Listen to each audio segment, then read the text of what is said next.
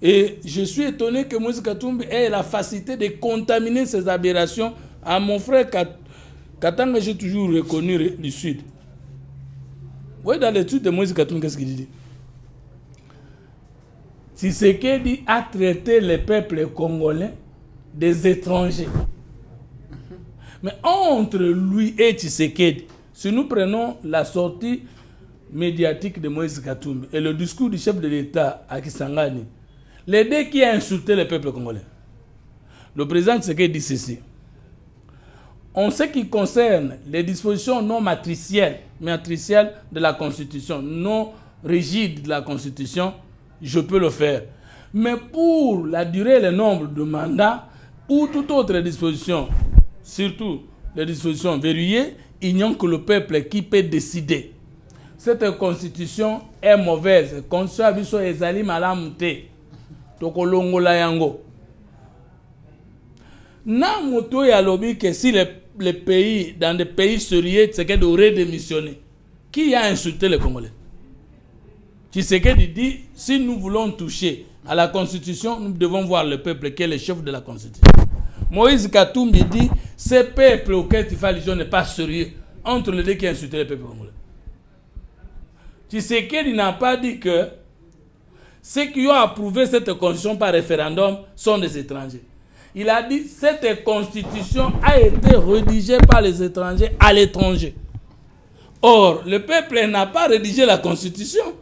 Le peuple a approuvé plutôt une constitution que le président de la République qualifie de la constitution conçue et exécutée par les étrangers.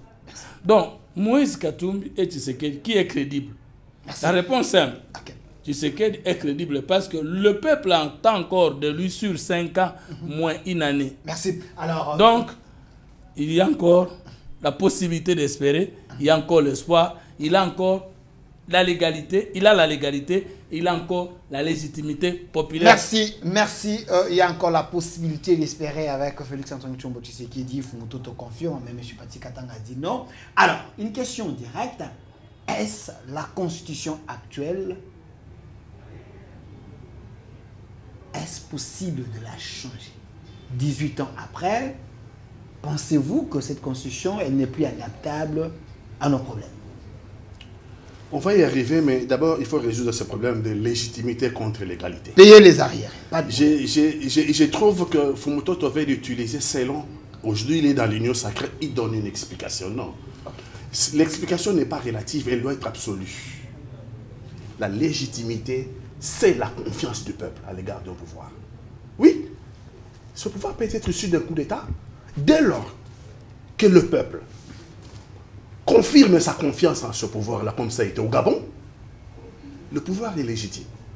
Ce n'est pas le cas de Félix Antoine Tshisekedi. Maintenant, la légalité, c'est quoi? La légalité, vous mettez un certain nombre d'institutions et d'instruments. Ça peut être des instruments ou des institutions biaisées. Ça peut être des instruments ou des institutions corrompues. C'est le cas de notre pays. C'est le cas de Kadima et sa CNI. C'est le cas de la Cour constitutionnelle qui nous dit, in fine, parce que le pasteur qui est allé à la Cour constitutionnelle, ils ont dit le même jour, le vote. D'abord, on vote pendant 7 jours, 8 jours, en dehors de la loi électorale, en dehors de la Constitution.